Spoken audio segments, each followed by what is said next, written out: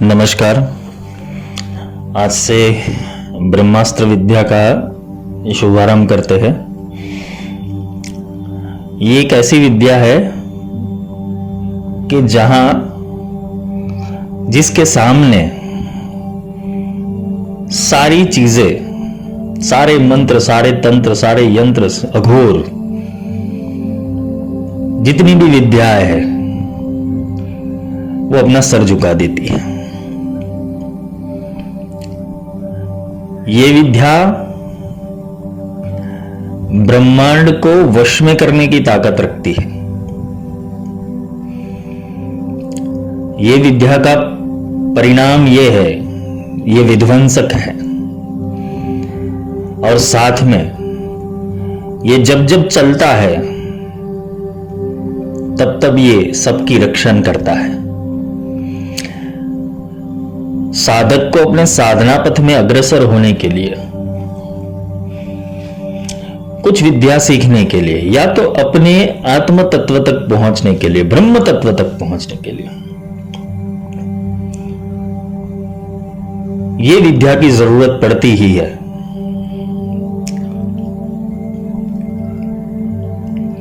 जिसे हम आत्म विद्या बोलते हैं, श्री विद्या बोलते हैं, ब्रह्म विद्या बोलते हैं। ये सारी विद्याएं ये ब्रह्मास्त्र विद्या के आगे एक सूक्ष्म बिंदु की तरह है।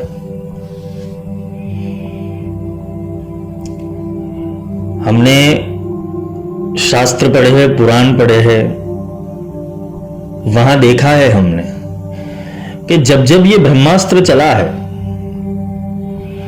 यहां तक हनुमान जी जो शिव के अवतार थे उनको भी नतमस्तक होना पड़ा। ब्रह्मास्त्र का ज्यादातर लोगों ने दुरुपयोग ही किया है, क्योंकि ये चलाया नहीं जाता। इसके होने से ही सब निष्प्रभाव हो जाता है। ये एक ऐसा वेपन है कि जिसको धारण करने से सारी चीजें, ग्रह, नक्षत्र, भूमंडल, यक्ष, गंधर्व, सर्प, भूत, प्रेत, पिशाच सब निष्क्रिय हो जाते। यहां तक तुम्हारे सामने ऊपर से देवता भी क्यों नीचे ना आ जाए, उनकी शक्ति को भी ये निरस्कृत कर देती है।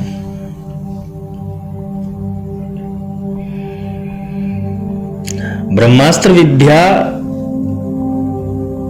तभी जाके चलती है, या तो तभी जाके अपना आकार दिखाती है, जब असंभव शब्द की उत्पत्ति होती है। जब संभव नहीं होता कुछ, बहुत प्रयास कर लिए जीवन के अंदर, बहुत साधनाएं कर ली, बहुत स्तोत्र कर लिए, बहुत पूजा पाठ कर ली, बहुत कुछ सीख लिया, अनुभूति नहीं होती, या जो तुम्हें चाहिए वो नहीं मिल रहा है, तो कहीं ना कहीं वो ब्रह्मास्त्र तुम्हारे लिए रुका हुआ है। ब्रह्मास्त्र ऐसे भी धारण नहीं होता, उसके लिए पात्रता बनानी पड़ती है, और पात्रता के अंदर तुम्हें नर से नारायण होना पड़ता है, जीव से शिव होना पड़ता है,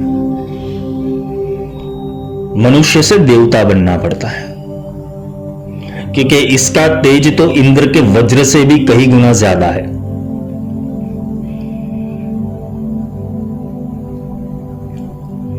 सारी महाविद्या, दशो महाविद्या एक और रख दो, और एक और ब्रह्मास्त्र रख दो,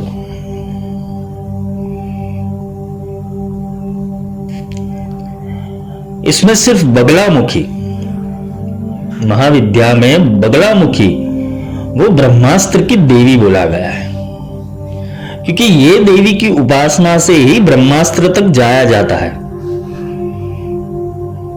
श्री विद्या में ब्रह्मास्त्र नहीं है, काली में ब्रह्मास्त्र नहीं है, दशो महाविद्या में सिर्फ एक ही ब्रह्मास्त्र है जिसे बगलामुखी बोला गया है।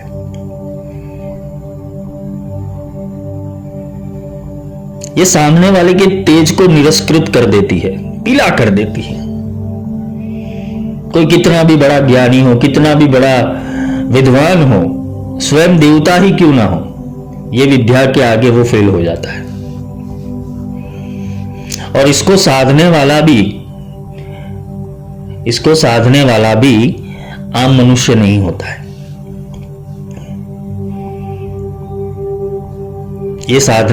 इसकी साधना करने हेतु पात्रता करनी पड़ती है, साधना क्रम में उतरना पड़ता है। ये कोई 25 दिन का, 45 दिन का, 75 दिन का, 100 दिन का कोई कोर्स नहीं है। जो अभी मूर्ख लोग, जो धूर्त लोग विद्याओं का व्यापार करने के लिए निकले हैं, 50,000 में ये सिखाएंगे, 21,000 में ये सिखाएंगे, 5,000 में ये सेमिनार, 4,000 में ये आवरण पूजा। धूर्त और पाखंडी लोगों को ऐसे ही सोच आती है विद्या का व्यापार करना। तो फिर ब्रह्मास्त्र विद्या का भी कोई पीपीटी बनाओ, उसको भी हो सके तो दुनिया में प्रकट करो। ये ब्रह्मास्त्र विद्या के ऊपर कोई शास्त्र नहीं है। इसको कोडिंग किया गया है, ब्रह्मास्त्र को कोडिंग किया गया है। और ये किसी शास्त्र में लिखित नहीं है। हां, उसका निर्देश जरूर है, शास्त्रों में निर्देश जरूर है, लेकिन वहां तक पहुंचने के लिए तुम्हें तुम्हारे प्रज्ञान ब्रह्म को प्रकट करना पड़ेगा।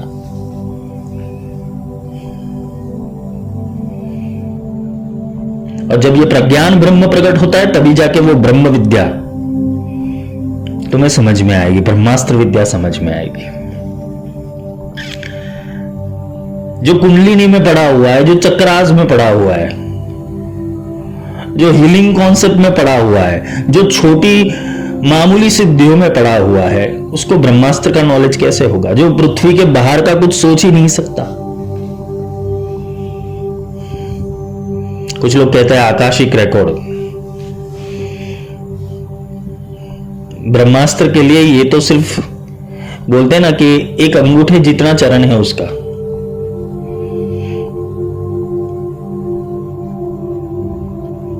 कितने ग्रह है, कितने नक्षत्र है, जहां से वाणियां आती है और कौन सी वाणियां आती है, कौन से सेंसर पे अपनी वाणी उतारते हो। तुम्हारी वाणी में भी दम होना चाहिए। 10-12 पुस्तकें पढ़ ली और फिर अंदर प्रोग्रामिंग होने लगा तुम्हारा, और तुम कह रहे हो वाणी आ रही है, वाणी नहीं है। तुम अपने आप को बेवकूफ बना रहे हो, मन के अधीन हो। शब्दों से पता चलता है ये वाणी मन की है या आत्मा की। किसी चीज का सार तो निकलना चाहिए। काफी सारी विद्याएं लोग ऐसे ही प्रकट कर लेते हैं सेल्फ हिप्नोटिज्म से। एक अंधेरे कमरे में बंद होके चैंटिंग करते हैं, कुछ लाइट रख के चैंटिंग करते हैं, कुछ तिबेटियन फॉर्म वाले जो मंत्र होते उसको ले आते हैं। सब लोगों ने मंत्र को गुप्त बोल दिया है।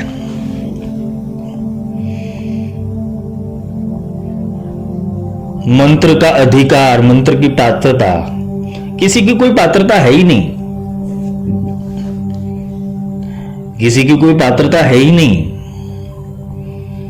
पात्रता दो रूप से बनती है, या तो तुम्हारे पास पैसे हो तो तुम्हारी पात्रता है, तुम्हें विद्या सिखाई जाएगी आज के युग के अंदर, या तो तुम्हारा नाम शोहरत हो, तुम्हारे पास ग्रुप हो तो तुम्हें सिखाई जाएगी। मुफ्त में कोई कुछ नहीं सिखाता, पर मुफ्त में तुम वही चीज वो बोलते हैं ना कि पैसे लेके तुम वही चीज सिखाते हो जो शास्त्रों में ऑलरेडी लिखी हुई है, जिससे शास्त्र बने हैं, जो विद्या से शास्त्र बने, जो विद्या से आगम निगम यामल डामर तंत्र की रचना हुई है, वो विद्या की बात करो। तुमने तो बोल दिया अब अपने लेक्चर या तो अपने प्रवचन के अंदर, जो भी ये सब चलाते हैं वो लोग बोल देते हैं seminar, webinar, Zoom meeting, Shiv ji ने ये बोला है, शिव उवाच, पार्वती उवाच, भैरव उवाच, भैरवी उवाच, बोल दिया सबने। पर उवाच कैसे हुआ? क्यों बोला ये? और हर एक स्तोत्र में देखोगे तो यही बोला है, गुह्यतरम देवी गोपनीयम। इसको गोपनीय रखो, इसे गुप्त रखो। काय को गुप्त रखने का? वहां गुप्तता जैसा कुछ है ही नहीं। जो भी तुम पढ़ रहे हो वो ऑलरेडी कोडिंग किया हुआ है, उसे अनलॉक करना है। वो सारी चीज उसे सिद्ध कुंजिका कहते हैं।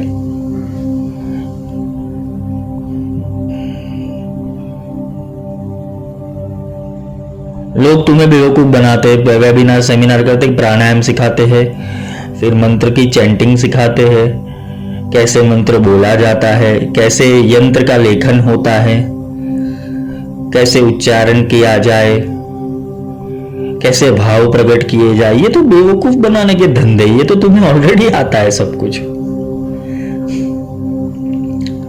जो तुम्हें ऑलरेडी तुम्हारे अंदर इंस्टॉल है वो सारी चीजें तो तुम्हें सिखा रहे। तुम्हारे ऊपर से सिर्फ वो डस्ट साफ कर रही है लोग। प्राणायाम करो, अनुलोम विलोम करो, भस्त्रिका करो। ब्रह्मास्त्र केवल एकमात्र विद्या है जो बिना जाप्ये न सिद्ध्यते, बिना मंत्रे न सिद्ध्यते, जो बिना जप और मंत्र के सिद्ध हो जाती है।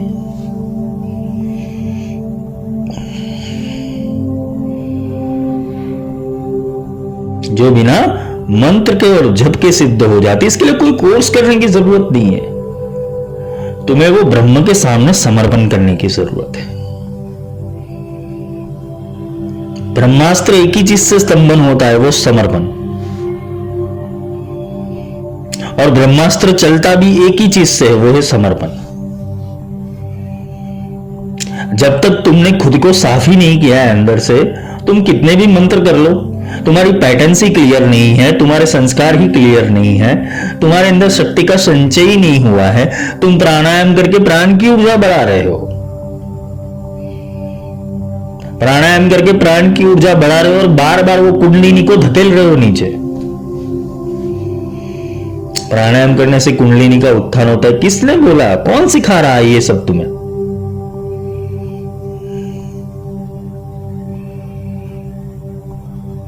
मूर्ख अंधा देखे ना फंदा, काल समय बही जाए रे। ये तुम्हारा समय बिगाड़ने के धंधे और कुछ नहीं। सेल्फ हिप्नोटाइज हो जाते हो अलग अलग सिद्धियों के चक्कर के अंदर। अच्छा, तुमने प्राप्त कर लिया है तो बताओ, ब्रह्मा जी ने वेद कैसे उतारे? शिव जी ने इतने आगम तंत्र की रचना कैसे कर ली? बताओ। विष्णु जी अवतार कैसे लेते हैं? उनका जब पृथ्वी के ऊपर अवतरण होता है तो कौन सी घटना बनती है? कौन सी चीज ब्रह्मांड के अंदर, कौन सी शक्ति अस्तित्व में आती है जब उनका अवतार होता है?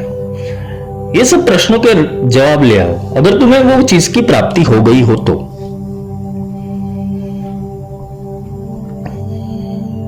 ब्रह्मास्त्र एक असाधारण विद्या है। किसी ने मुझे प्रश्न किया कि क्यों आप सोने की चीज को पित्तल के भाव में बेच रहे हो, मुफ्त में क्यों बेच रहे हो? क्योंकि लोगों को ज्ञान नहीं, इसलिए मुफ्त में बेचना पड़ता है मुझे।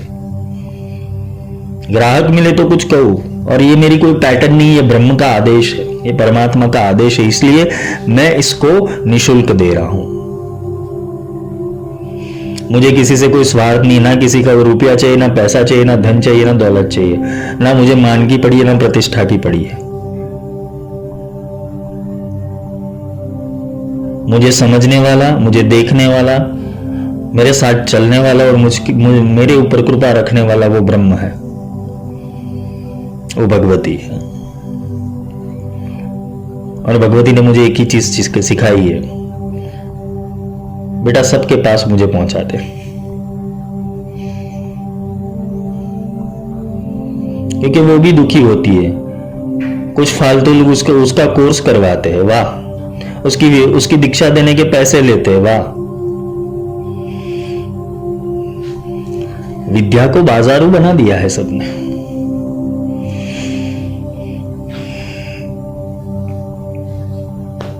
और एक बात याद रखना, ऐसे लोगों का बहुत बड़ा पतन होता है, बहुत बड़ा पतन। काल चक्र ऐसी मार मारता है ना इनको, जितना भी उन्होंने गेन किया है सब एक साथ समाप्त।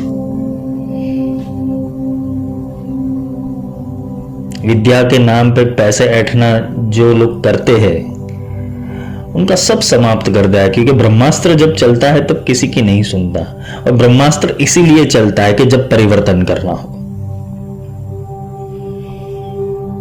और पृथ्वी पे अभी परिवर्तन लाना पड़ेगा। ये तो कोई भी इंसान देवताओं को स्पर्श करके आ जाता है, जिसके अंदर भाव नहीं है, जिसके अंदर शुद्धि नहीं है, जो अपने मनोकपोल के ऊपर अलग अलग कल्पनाएं लेके भगवती को पूजने जाता है, उसको समझने जाता है। अरे उसको समझना क्या है, उसको परखना क्या है? विद्या परीक्षण के लिए नहीं होती है, विद्या आत्मसात करने के लिए होती है। मैं बगलामुखी कर दूं, मेरे शत्रु नष्ट हो जाएगा। अरे तू नष्ट हो जाएगा, तो खुद नष्ट हो जाएगा। बगलामुखी को इतना सोहला समझ के रखा है कि वो तेरे आदेश से, तेरे मंत्र उच्चारण करने से वो नीचे आ जाएगी। वो स्वमंत्र रक्षिणी विद्या है, खुद का रक्षण वो खुद करती है, किसी अनधिकृत के हाथों में नहीं जाती वो।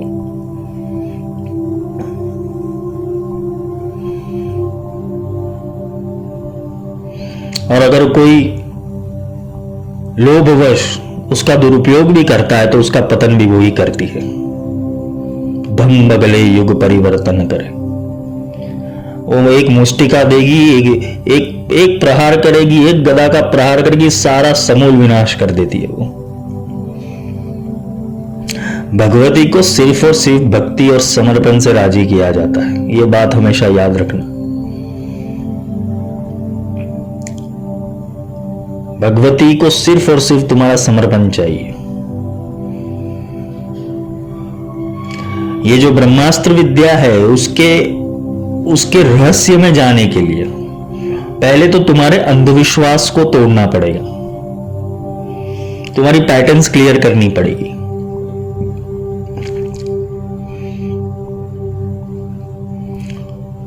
तुम्हारे भीतर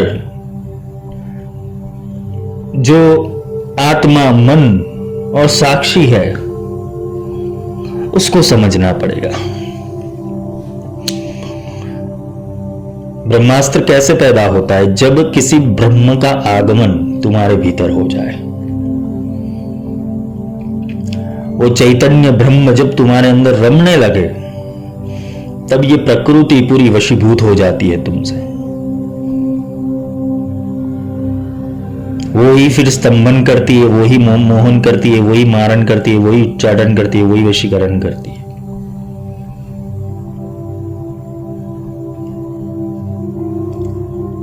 बगलामुखी की जागृति होने पर वो एक सत्य के प्रति, एक धर्म के प्रति, वो एक शक्ति के प्रति जुड़ जाता है इंसान। और ये ब्रह्मास्त्र विद्या कायरों की विद्या नहीं है, यानी कि जो कायर लोग हैं, जिसको डर है, जो अपने जीव भाव से डर रहे हैं, मनुष्य भाव से डर रहे हैं, जिसको कुछ पाना है और जिसको कुछ खोना है, ऐसे साधक नहीं चाहिए। ब्रह्मास्त्र विद्या में सिर्फ और सिर्फ ऐसे साधक चलते हैं जो अपना सिर दे दे। जब धर्म की बात आए, जब सत्य की बात आए, जब धर्म के उत्थान की बात आए तो अपना जीवन समर्पित कर दे, ऐसे साधक को यह विद्या सिद्ध होती है।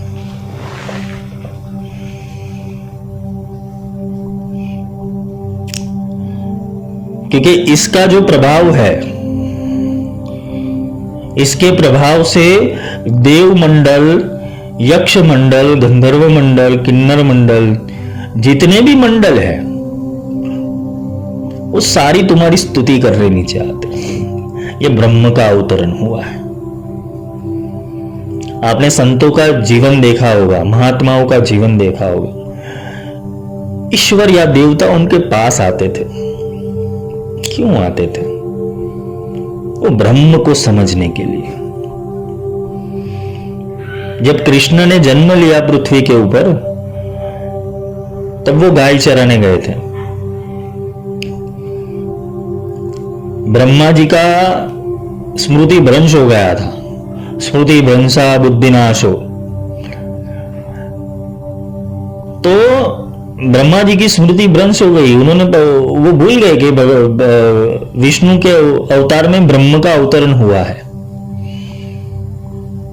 कृष्ण के रूप में विष्णु का अवतार हुआ या ब्रह्म का निरूपण हुआ है नीचे, तो उन्होंने परीक्षा लेनी चाहिए।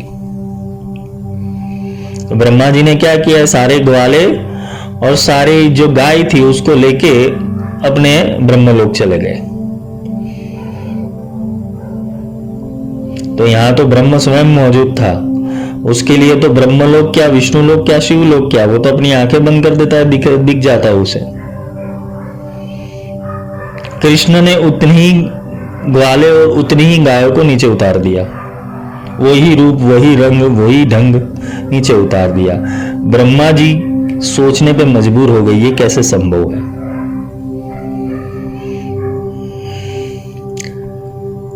ब्रह्म चाहे तो एक पल के अंदर पैरेलल यूनिवर्स खड़ा कर देता है।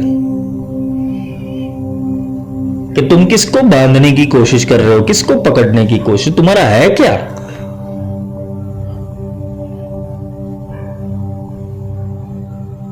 तुम्हारा है क्या, तुम किसी चीज को पकड़ने की कोशिश कर रहे हो? अभी 2 दिन पहले ही ग्रुप में एक ने बोला कि दिस इज नॉनसेंस एंड ये क्या कर रहे हो, अनएथिकल चीज है। साधक के लिए राइट क्या है और रॉन्ग क्या है? जिसने साधना सीखी नहीं है वो ऐसा बोले तो समझ लेना कि ये ऐसे गुरुओं के पास या इन लोगों के पास विद्या सीखती है जिनको विद्या का मूल्य ही पता नहीं है।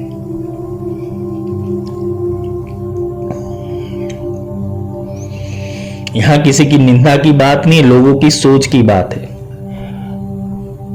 कि विद्या को भी ट्रेडमार्क बना देते हैं, विद्या को भी रजिस्टर करवा देते हैं, विद्या को भी परंपरा और संप्रदाय में डाल देते हैं।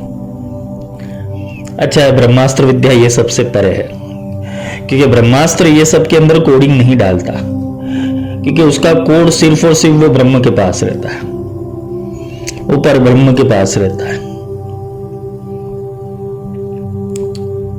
ब्रह्म विद्या योग शास्त्रे श्री कृष्ण अर्जुन संवाद। गीता उतरी कैसे, गीता को बोला कैसे गया,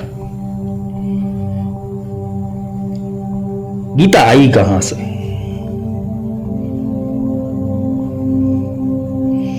जब विषाद प्रकट हुआ अर्जुन के अंदर, अर्जुन के पास लक्ष्य होने के बावजूद उसकी शक्ति क्षीण हो गई, क्योंकि उसको मोह हो गया था। युद्धाय कृत निश्चय, कृष्ण ने बोला युद्ध कर, युद्ध करने के लिए निश्चय हो जा, निश्चित हो जा। सर्वधर्मान परित्यज्य मामेकम शरणम व्रज, सर्वधर्मों का त्याग कर मेरी शरण में आ जा। पर यहां कोई समझे तो ना कि शरण कौन सी लेनी है, समर्पण कहां करना है। ये तुम्हारा युद्ध चालू हो गया, तुम अपने जीवन का अध्याय देख लो। जब तुमने जन्म लिया, जब तुम बालक थे, बालक से युवा हुए, युवा से अभी बूढ़े हो गए, तुम्हारा ऑलरेडी युद्ध तो चल ही रहा है। मृत्यु तो नजदीक आ रही है दिन ब दिन।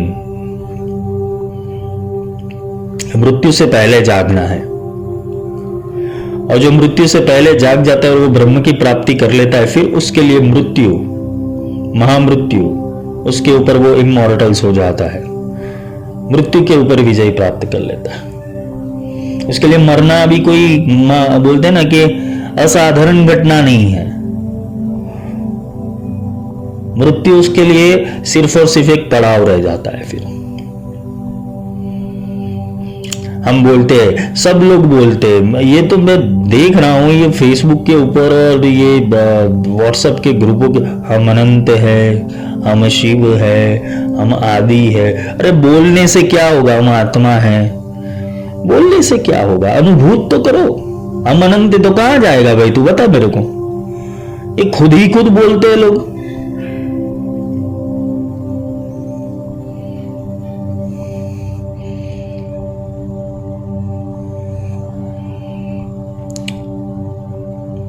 खुद ही खुद बोल देते, खुद में ही सेल्फ हिप्नोटाइज हो जाते हैं, हम अनंत है, हम आदि है। फिर उनको एक तालाब के पास ले जाके उनको बोलना चल तू आदि अनंत है, चल तेरे को धक्का देता हूं। एक कुएं के पास उसको ले जाना, चल नहीं यार तू तो अनंत है ना, तू गिर अंदर। बोलने से कुछ नहीं होता।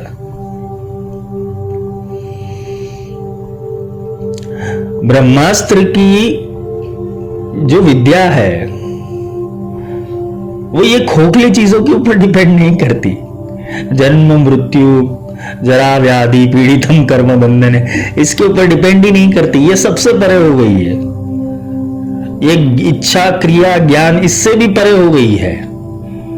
ये त्रिगुणात्मक शक्ति इससे भी परे है। वो ब्रह्मास्त्र विद्या मूल विद्या है। ये ब्रह्म का अस्त्र है। ब्रह्म यानी कि जो प्योर फॉर्म ऑफ एनर्जी है।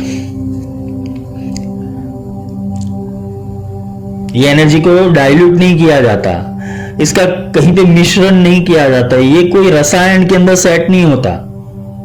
तुम एक तत्व से दूसरा तत्व बनाओगे, दूसरे दो तत्वों को एक करके फिर उसका रसायन बनाओगे, ये इसमें होता ही नहीं है, संभव ही नहीं है। इसका कोई रसायन अभी तक पैदा नहीं हुआ। ब्रह्म का सिर्फ एक ही रसायन है, वो है प्रेम, वो है समर्पण। जब अनंत प्रेम और अनंत समर्पण की भावना तुम्हारे भीतर प्रकट हो जाए तो समझ लेना तुम ब्रह्मास्त्र विद्या के प्रथम चरण के ऊपर आ गए हो। ये तुम्हारा पहला क्लास है। मोक्ष प्राप्त करना वो तो ब्रह्मास्त्र विद्या में जाने हेतु का प्रथम चरण है। पहले तो मोक्ष ले लो। पहले तो आवागमन से कैसे छूटोगे वो तो समझ लो पहले, फिर ब्रह्मास्त्र के बारे में सोचना। दशो महाविद्या मोक्षदायिनी है।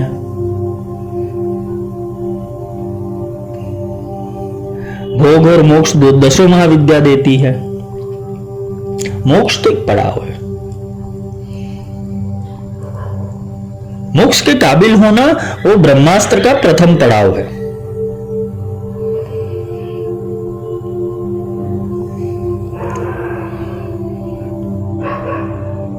ना यहां कोई यंत्र काम आता है, ना मंडल काम आता है, ना त्रिकोण काम आता है, ना वृत्त काम आता है। यहां तो आदेश काम आता है सीधा। जो बोला वो होना चाहिए।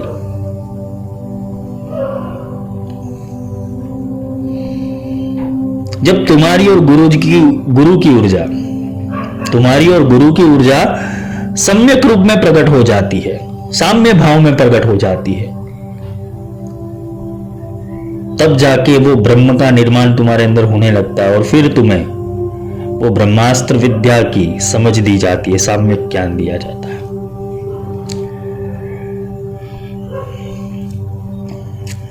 मैं तुम्हें सिर्फ ज्ञान दे रहा हूं, विद्या नहीं दे रहा हूं। कुछ मूर्ख लोग जो होते हैं वो बोलते हैं कि भाई ये समझ लेने से मुझे विद्या की प्राप्ति हो जाएगी। ऐसा नहीं है। विद्या नहीं मिलेगी, ज्ञान मिल रहा है। तो विद्या के लिए समर्पण तो चाहिए होगा।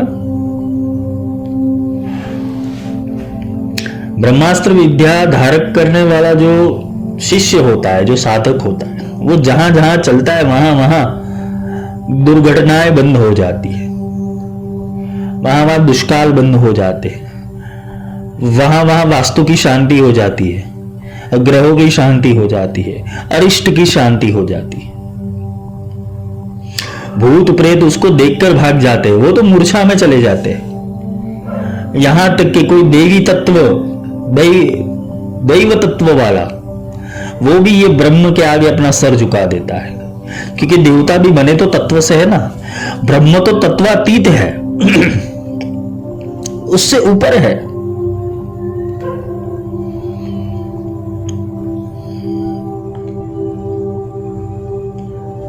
ब्रह्मास्त्र विद्या लुप्त इसलिए हो गई क्योंकि इसको सिखाने वाले, समझाने वाले जो थे वो क्रय विक्रय में लग गए। वो अपना संप्रदाय, अपना कुल, अपनी परंपरा चलाने लगे, इसलिए ब्रह्मास्त्र विद्या लुप्त हो गई। ब्रह्मास्त्र विद्या के कुछ ही साधक थे। कर्ण के पास थी, अर्जुन के पास थी, अश्वत्थामा के पास थी, राम जी के पास थी, रावण के पास थी, मेघनाद के पास थी।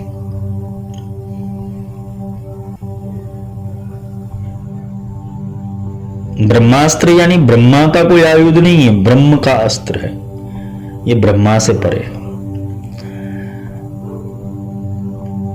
तंत्र शास्त्र में दो ब्रह्मास्त्रों की बात की गई है। एक ब्रह्मास्त्र है वो गायत्री वाला है, और दूसरा ब्रह्मास्त्र है वो बगलामुखी वाला है, और तीसरा जो है वो मूल है। जब ये तीन इकट्ठे होते हैं तब त्रिकोण बनता है ब्रह्मास्त्र का।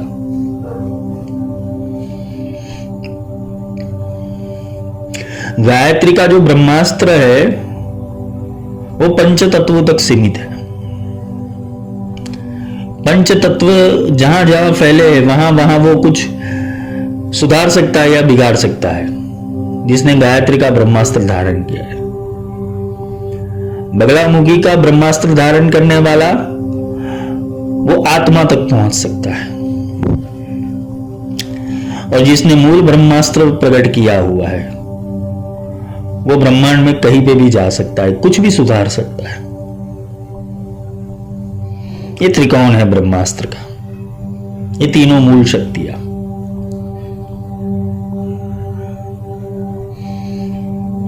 इसी को ही मैंने आगे समझाया है। अगर ये तीन को समझ गए तो मैं तुम्हें जो मेरे आगे के लेक्चर सुने होंगे तो उसमें समझाया है। पहला शब्द पिंड में, दूजा पिंड से बाहर, तीजा है ब्रह्मांड में, चौथा ब्रह्मांड पार, चत्वारी वाक पदानी, चार अवस्था से परे।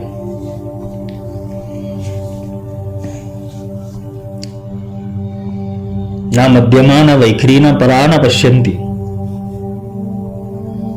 कुछ नहीं है वहां पर। वहां पे वाणी है ही नहीं, वहां सिर्फ एहसास है, वहां वाइब्रेशंस है। यहां के जो सप्त रंग है, 7 कलर है, वो वहां कलर ही नहीं है। ऐसा नहीं कि ब्लैक एंड व्हाइट है, लेकिन उसके कलर ये कलर से पूरे अलग है।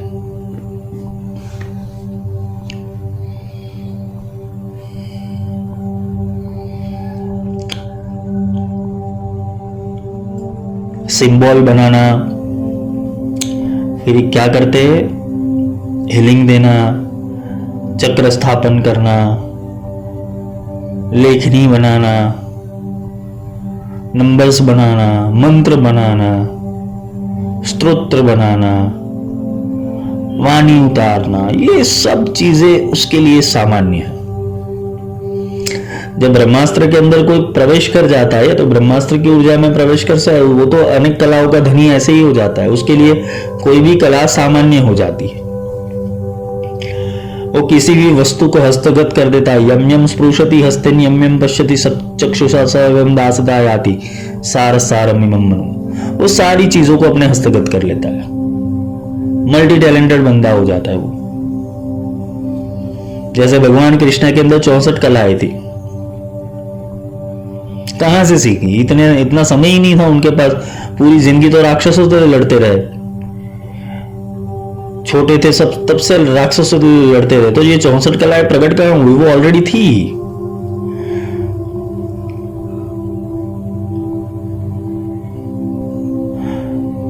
कोई क्रिकेटर बनना चाहता है, कोई सिंगर बनना चाहता है, कोई चित्रकार बनना चाहता है, कोई आर्मी वाला बनना चाहता है, हर कोई कुछ ना कुछ बनना चाहता है। कभी ऐसी सोच रहा कि मैं भगवान बन जाऊं? तुम्हारे दिमाग में ही डाला गया है तुम भगवान नहीं हो। बचपन से क्या तुम्हारे दिमाग में डाला गया है तुम भगवान नहीं हो? भगवान हमारे ऊपर की सत्ता है।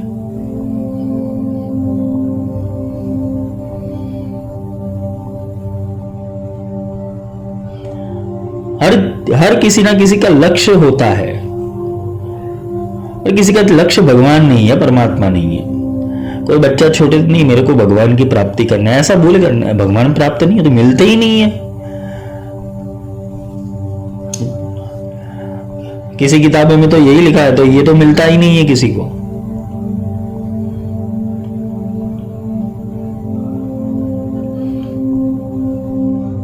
दूसरी किताब में लिखा है वो नहीं आता है, उसका बेटा आता है। जबकि हिंदू धर्म के अंदर हमारे धर्म की जो ऊंचाइयां है ना, अगर वो समझ लिए ना तो कोई कॉन्सेप्ट समझने की जरूरत नहीं लाइफ के अंदर। हमारे धर्म में क्या बताया गया है? मैं आता हूं, मैं ही आता हूं, मैं ही वो हूं और मैं ही आता हूं। संभवामि युगे युगे। वो ब्रह्म आता है। तो ब्रह्म अकेला आएगा या उसकी सेना के साथ आएगा? ब्रह्म अपनी सेना के साथ आता है, अपनी कलाओं के साथ आता है, अपनी शक्तियों के साथ आता है, अपनी पावर्स के साथ आता है। यह अवतार इसीलिए होता है पृथ्वी के ऊपर जब काल चक्र के अंदर एंजाइटी पैदा हो जाती है, कुछ तकलीफ पैदा हो जाती है। जैसे तुम्हारे बॉडी के अंदर व्हाइट सेल्स और रेड सेल्स, रक्त कण और श्वेत कण, ये तुम्हारी इम्यूनिटी बिगाड़ते, सुधारते, इनबैलेंस हो जाते तो तुम्हें बाहर से एंटीबायोटिक दी जाती है। वैसा ही काम अवतार का है। जब काल चक्र के अंदर एंजाइटी पैदा होती है तब जाके वो अवतार पैदा होता है, वो ब्रह्म आता है बैलेंस करने के लिए। और जब युग अंधश्रद्धाओं से भरा हो, युग पामर मनुष्यता के अंदर, जीव भाव के अंदर, धर्म का हास करने के अंदर, नेगेटिविटी के अंदर, लूटफाट के अंदर, चोरी के अंदर, अंधश्रद्धा के अंदर, अज्ञान के अंदर, अविद्या के अंदर, जब ये पृथ्वी त्राहिमाम पुकार जाती है तब जाके एक सूरज निकलता है जो सारे रोगों को नष्ट कर देता है। वही ब्रह्मास्त्र है।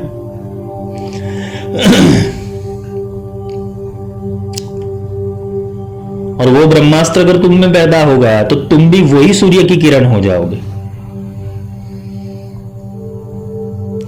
सूर्य की किरण सूर्य से अलग नहीं, वो सूर्य में से ही प्रकट हुई। वैसे ही तुम परमात्मा से प्रकट हो, तुम परमात्मा से अलग नहीं हो। यही सोच रखने वाला, यह जिसने अपने दिमाग में फिट कर दिया कि मैं परमात्मा से निकला हूं, मुझे वापस परमात्मा में जाना है और मुझे परमात्मा को समझना है, वो फिर उसी लक्ष्य के ओर बढ़ेगा। यह फिट होना चाहिए तुम्हारे अंदर। और जब तक वो नहीं मिलता रुको मत। तुम्हें भ्रमित करने के लिए बहुत सारे मार्ग यहां पे रखे गए हैं मायाजाल में। तंत्र मंत्र यंत्र जंत्र अघोर, कुंडलिनी साधना, शव साधना, अप्सरा साधना, यक्षिणी साधना, सब रखा हुआ है तुम्हें भ्रमित करने के लिए।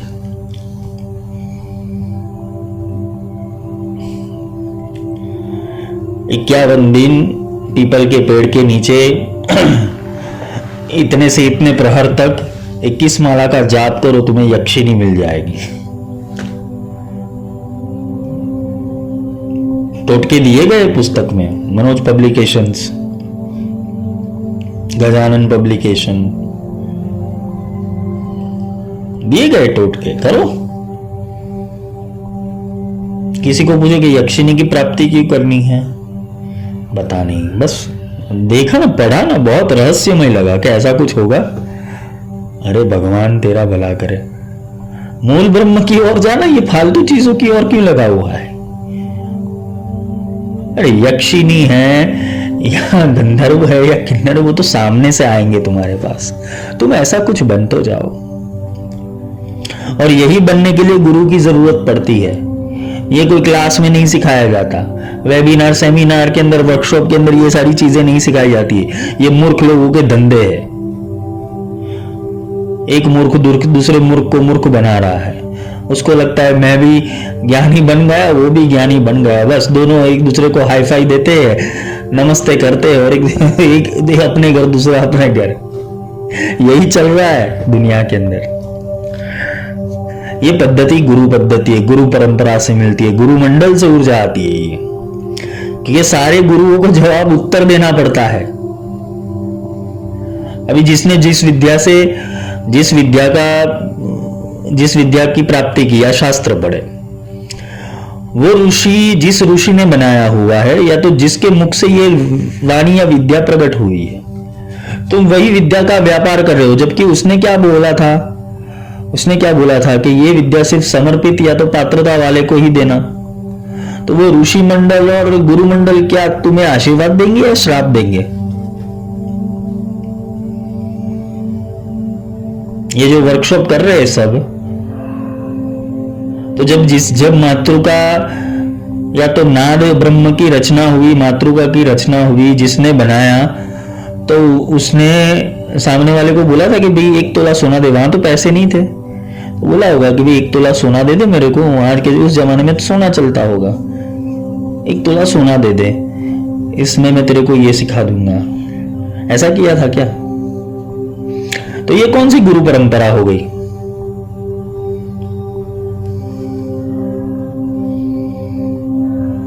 मैं तुम्हें दीक्षा देता हूं, 25,000 लगेंगे। ये कौन सी गुरु परंपरा हो गई? तुम कौन सा ज्ञान ले रहे हो उसके पास से? सब चीजों का मूल्य होता है, सही बात है, सब चीजों का मूल्य होता है, लेकिन वो मूल्य जो ऊपर की लाइन से आया हुआ है ना, वही नीचे होना चाहिए। ये तो बीच में जो होता है उसे भ्रष्टाचार कहते हैं।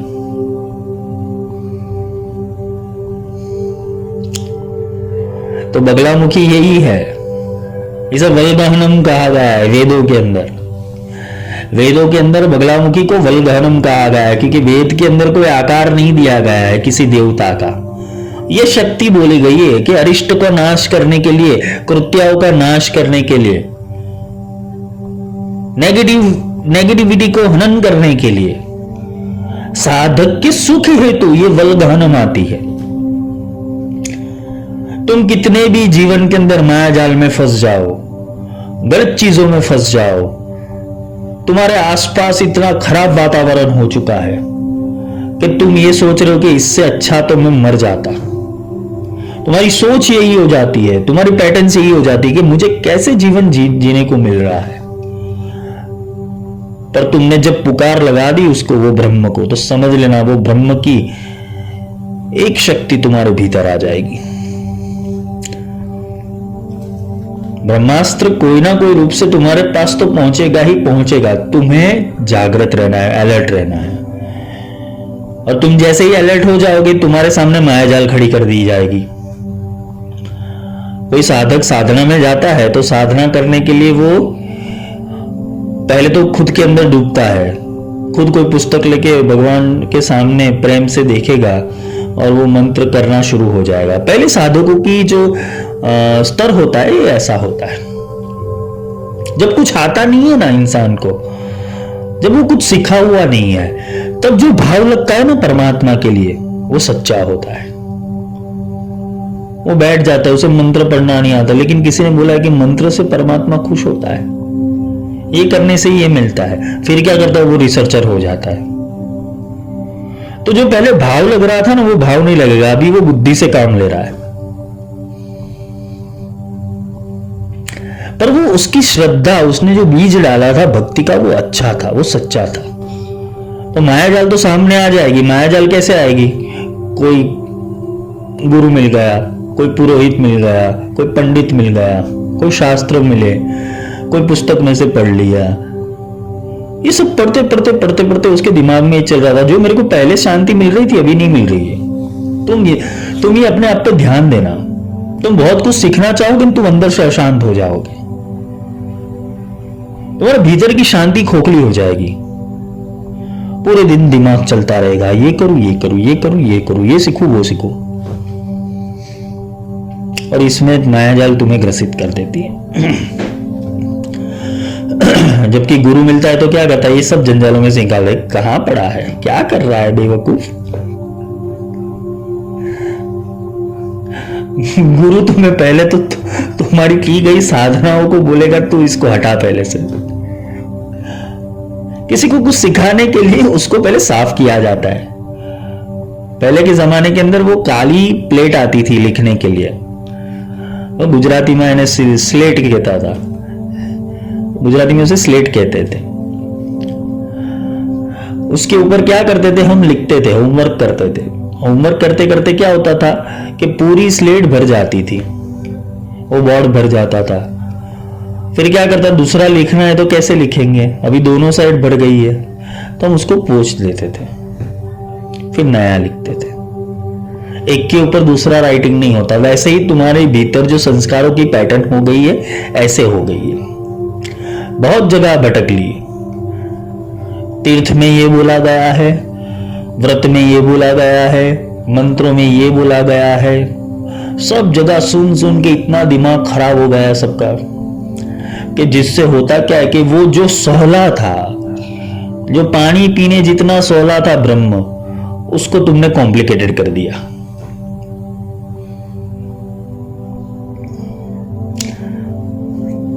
उसने तुम्हें कॉम्प्लिकेटेड कर दिया और वही तुम्हारा विषाद हो गया अभी, क्योंकि जो दिमाग में डालोगे वो उपज प्राप्त करोगे। तुम्हारे भौतिक काम हो रहे हैं, या तो तुम्हें, चलो तुम किसी, तुम्हें कुछ ज्ञान मिला, तुम्हें थोड़ी शांति मिल गई, या तो तुम बोलते हैं तुम्हारे कुछ कार्य होने लगे, तो तुम बोलोगे विद्या असर कर रही है। विद्या ऐसे असर नहीं करती, वो तुम्हारा ही कॉन्फिडेंस तुम्हें काम आ रहा है। विद्या को उससे क्या लेना देना है, भगवती को उससे क्या लेना देना है। यहां तो ब्रह्मास्त्र शास्त्र जो है, जो बगलामुखी का सांख्यान तंत्र है, उसके अंदर बोला गया है कि साधक को फालतू चीजों के अंदर भगवती की ऊर्जा वेस्ट करने की जरूरत ही नहीं है। भगवती की ऊर्जा सिर्फ और सिर्फ मोक्ष के लिए बनी हुई है, बोला गया है। कल ऐसा होगा तो मैं उसका फोटो क्लिक करके भेजूंगा तुमको। कुछ कार्य सिद्ध हो गए तो तुम्हें लगा हाँ, लेकिन वो भी माया ही है। तुम्हारा आत्म जागृत होना चाहिए, तो वो विद्या सत्य है। तुम्हें कहीं दूसरी ओर ढूंढना ना पड़े, तुम्हारी खोज पूरी हो जानी चाहिए। तुम अपने आत्मा को जान लो, तुम एक जगह पे स्थिर हो जाओ, दी एंड। वहां दी एंड हो जाता है, जहां संतोष है। उसको अपना घर पता चल गया कि अब मुझे अब ये बस यहीं रहना है, या तो ये मेरा अस्तित्व है। उसके दिमाग के अंदर फिट हो गया, उसने अनुभव कर लिया। अब अनुभूति के बाद उसका कार्य चालू होता है, उसका कर्म क्षेत्र चालू हो जाता है। अब उसके कर्म क्षेत्र के अंदर क्या लिखा है, उसके लिए अभी कर्म सांसारिक या भौतिक जगत के नहीं होते, उसके लिए कर्म और सिर्फ आध्यात्मिक और आत्मोन्नति के लिए होते हैं। वो दूसरी संभावनाएं पैदा करेगा जीवन की, और दूसरी संभावना पैदा करते करते करते वो एक अपना अलग ब्रह्मांड की रचना करेगा।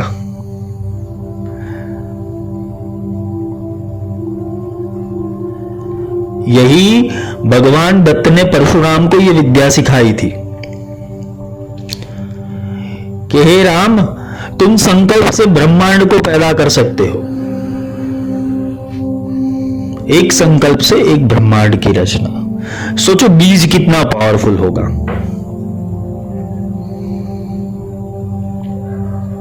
तो ये तुम्हारे अंदर बीज डालने वाला जो गुरु होता है ना, वो दत्त जैसा होना चाहिए। परशुराम को इसलिए बनाया गया था कि वो पापियों का नाश कर सके, ना कि भाई तेरे घर में गाड़ी आए, बंगला आए, बैंक बैलेंस आए, हजारों शिष्य पैदा होते रहे। इसलिए परशुराम को नहीं बनाया था। जितने भी अवतार आए तो मेरे को वो बताओ, उनके शिष्य कितने थे? क्या टोलियों में घूमते थे वो?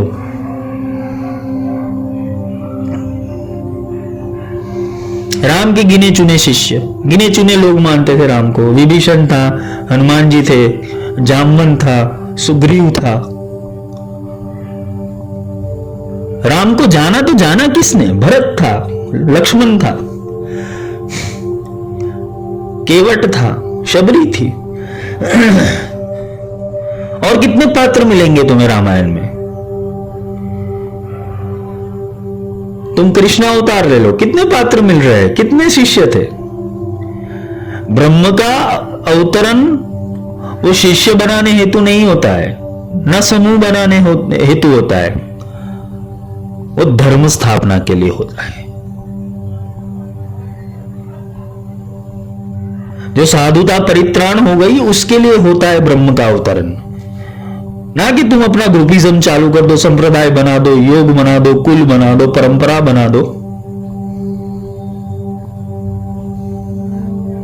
धर्म के उत्थान हेतु होता है।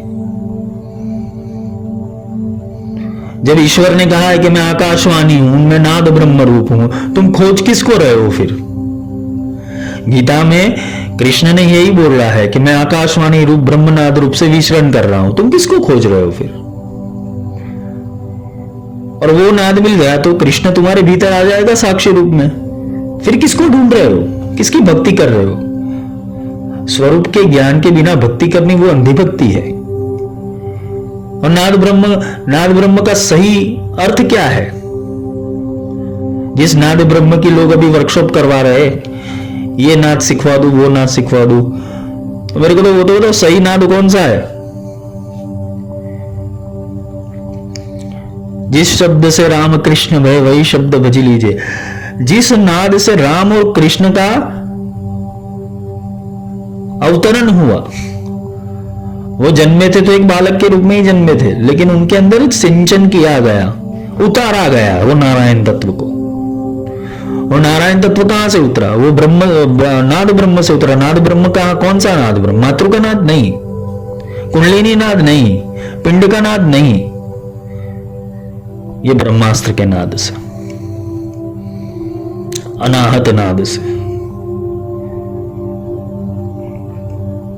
चदरिया झीनी रे झीनी, कबीर ने क्या बोला? ये माया बहुत सूक्ष्म में बनी हुई है, सूक्ष्म में बुनी हुई है। यहां तुम्हें हजारों लोग लूटने के लिए आएंगे। और कलयुग के अंदर तो बोला ही गया कि मैं इतने धर्म और इतने संप्रदाय बना दूंगा, किसी को रास्ता नहीं मिलेगा, जाओ ढूंढो उसको। कलयुग का कथन है ये। पहुंचता वही है जिसके अंदर प्यास होती है, ईश्वर तत्व तक, परमात्मा तत्व तक वही पहुंचता है जिसके अंदर प्यास होती है, जिज्ञासा होती है, समर्पण होता है, वो पहुंचता है। बाकी तो सब बोलते हैं ना, नाचे गाए मस्ती करे, सब चलता रहता है। डांस मेडिटेशन क्या क्या लोग करवाते हैं, डांस में भी मेडिटेशन करवाते हैं।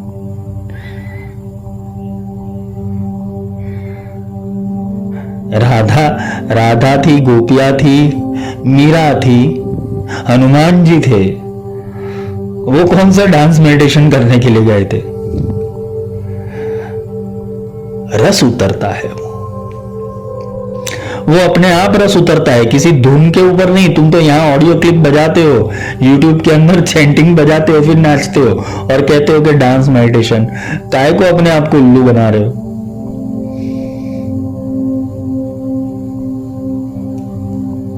सही डांस मेडिटेशन तो वो है कि जब ब्रह्म तुम्हारे अंदर उतरे और जब वो बोलने लगे, वो गीत गाने लगे, तब नृत्य करो तो कुछ लगे कि भाई हाँ, उसके अंदर उतरा हुआ है।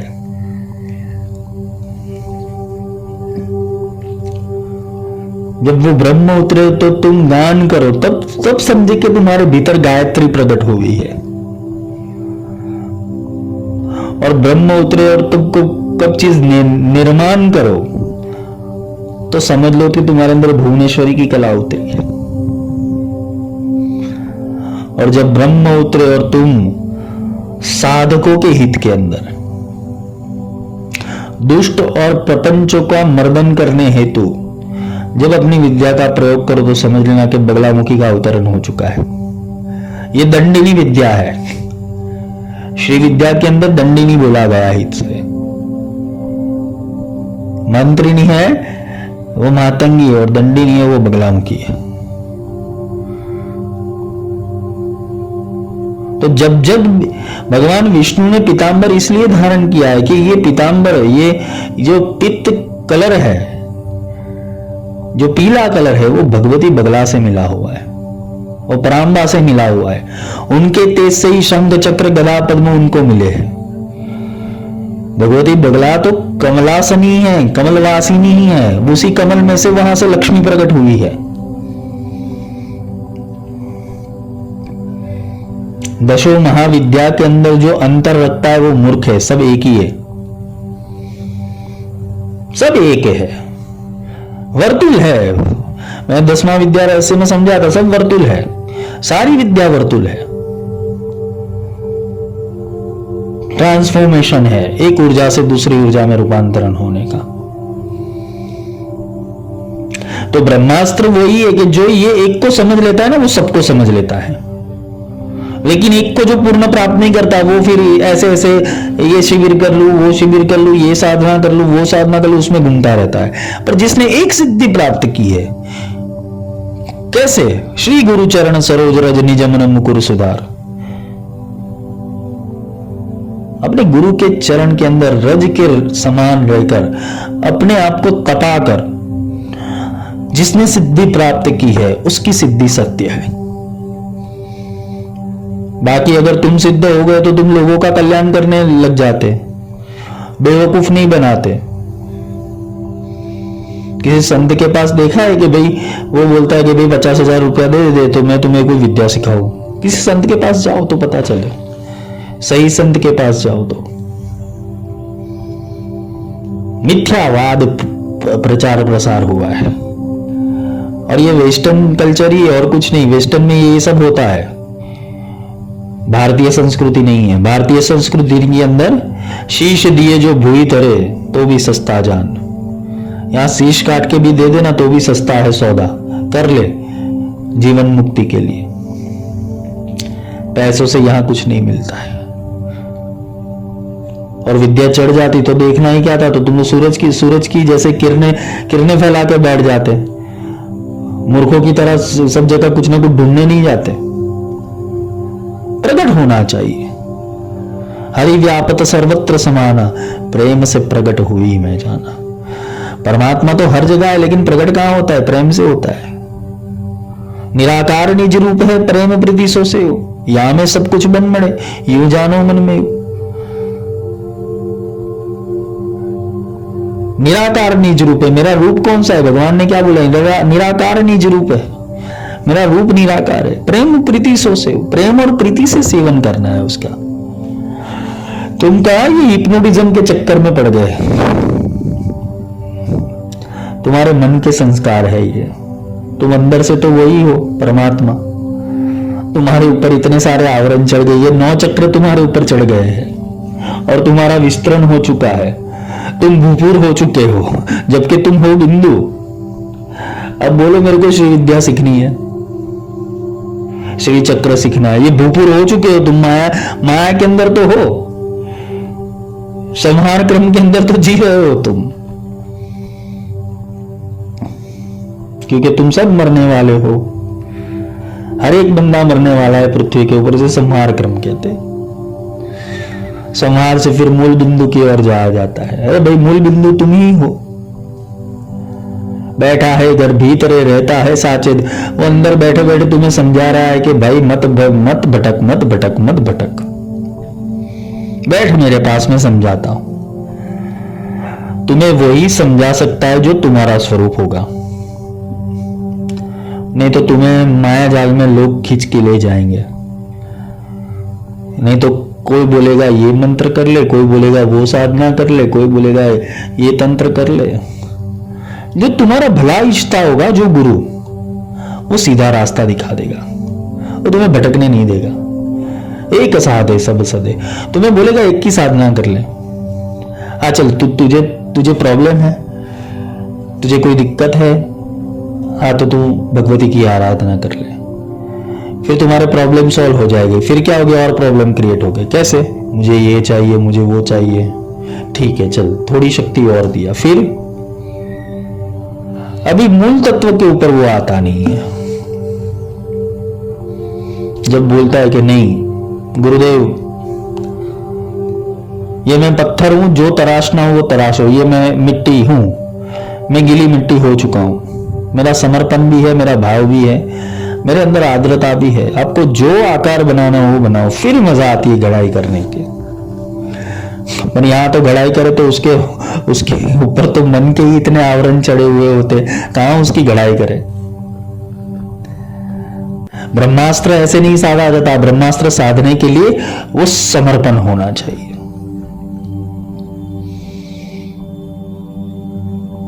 गुरु तुम्हें टोक टोक के टकोर टकोर के इतनी घड़ाई करेंगे, इतनी घड़ाई करेंगे कि तुम फिर वो पूजने लायक बन जाओगे।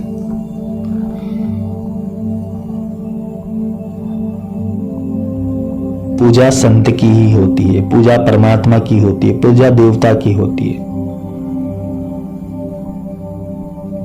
जीव भाव वाले मनुष्यों की नहीं होती। तुम्हारे अंदर आकांक्षा है, तुम्हारे अंदर जिजीविषा है, तुम्हारे अंदर जीव भाव है, तब तक शिव प्रकट नहीं होगा। और शिव प्रकट नहीं होगा तो तुम्हें कोई नमस्कार नहीं करने वाला।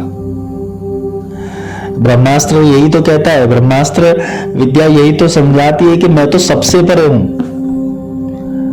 देवताओं से भी परे हूं। क्यों? निरालंब निराकार,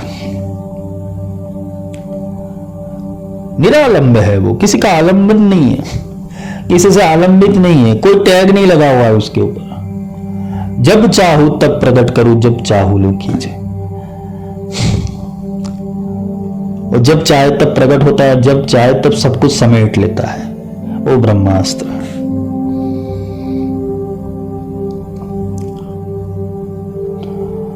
तो ये बात हमेशा याद रखना, ब्रह्मास्त्र का ये सिर्फ और सिर्फ हम बोलते हैं ना कि अभी शुरू किया हुआ है, अभी उसकी विद्या में कल से प्रवेश करेंगे। मेरा कार्य इतना ही है, तुम्हें समझाना। तुम्हें चलना ना चलना तुम्हारे मन की मर्जी है, यहाँ कोई जबरदस्ती नहीं है। क्योंकि ना मैं तुमसे कुछ लेता हूं, ना मैं बोलते हैं ना सिर्फ ज्ञान के अलावा कुछ देता हूं। तुमसे कुछ अपेक्षा है ही नहीं। हाँ, तुम्हें समर्पित हो तुम परमात्मा के प्रति, ब्रह्म के प्रति, तो ठीक है, मैं तुम्हें मार्गदर्शन करूंगा। यहाँ कोई जोर जबरदस्ती नहीं है। और दूसरी बात है, जो भी मेरे मुंह से निकलेगा स्पष्ट निकलेगा, जिसको बुरा लगाना है वो लगाए। क्योंकि काफी लोग हैं जिसको समझाना जरूरी है, तो कुछ वाणी का प्रभाव देना पड़ता है उनको कि अब सुधर जाओ, आध्यात्म को बिगाड़ो मत, परमात्मा के नाम को बिगाड़ो मत, विद्याओं के नाम को बिगाड़ो मत। ये बेचने की चीज नहीं है, वरना तुम एक दिन ऐसे बाजार में बिक जाओगे कि तुम्हें पता नहीं चलेगा कैसे बिक गए। जो आध्यात्म का वध करता है ना, तो वो ब्रह्म का वध करने जैसा उसका पाप लगता है। जो आध्यात्म को बेचता है वो अपनी जननी को बेचने का पाप प्रकट करता है। तो कभी भी इसका व्यापार मत करो। भगवती तुम्हारे बुद्धि को बल दे और तुम्हें सुधारे, यही आशा करता हूं। जय माई की। और कल ब्रह्मास्त्र विद्या जो ये है, ये थोड़ा लंबा चलेगा प्रकरण, क्योंकि इसके अंदर बहुत डिटेल में समझाना है। क्योंकि इसके अंदर मैं पंचीकरण लूंगा, ये तुम्हारे जो पंच तत्व है उसको कैसे समझा जाए। पंच तत्व के अंदर पंच तत्व जब मिक्स होते, जब 25 तत्व बनते, तो उसको कैसे कैसे तुम समझ पाओगे, ये पूरा समझाऊंगा। इसके अंदर उपनिषद भी आ जाएगा, वेद भी आ जाएगा, अथर्व भी आ जाएगा, क्योंकि ये लंबा विषय है। पर ये मूल ब्रह्मास्त्र की जो विद्या है वो बगलामुखी है, जो यहां से ब्रह्मांड तक जाने का रास्ता है। जीवन के अंदर अगर तुम्हें कोई भी प्रक्रिया करनी है तो स्तंभन आवश्यक है, समझ लेना।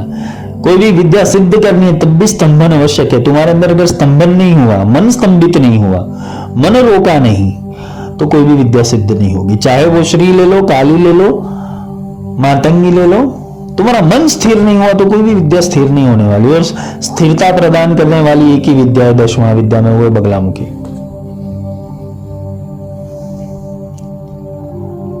मन चंगा तो कटौती में गंगा, पर मन चंगा नहीं होता ना तो